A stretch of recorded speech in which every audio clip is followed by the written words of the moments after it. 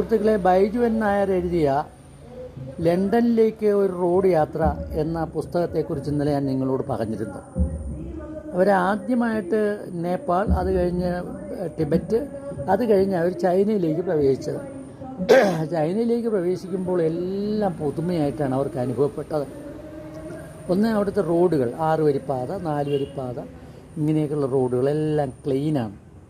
ഒരഴുക്കുമില്ലാത്ത വിധത്തിലാണ് അവർ. സ്പീഡാണെങ്കിലോ വളരെ കൂടുതൽ, നമ്മളുമായിട്ട് താരതമ്യപ്പെടുത്തുമ്പോൾ വളരെ കൂടുതലാണ്. 100 കിലോമീറ്റർ വേഗത്തിലെല്ലാം ഓടിക്കാൻ പറ്റും. പിന്നെ അവരെ അത്ഭുതപ്പെടുത്തിയ ഒരു കാര്യം എന്താ, ഒരു നൈറ്റ് സ്ട്രീറ്റിലാണ് അവർ ആഹാരം കഴിക്കാനായിട്ട് പോയത്. അപ്പോൾ അവിടെ ഒട്ടേറെ തട്ടുകടകളുണ്ട്. ആ കടകൾ ഒരുപാട് കസേരകളും മേശകളും എല്ലാം ഇങ്ങനെ ഇട്ടിരിക്കുകയാണ്. അവിടെ കടകളിൽ ഓരോന്നിലും നോക്കുമ്പോൾ പലതരത്തിലുള്ള മീനുകൾ അടുക്കി വെച്ചിരിക്കുന്നു.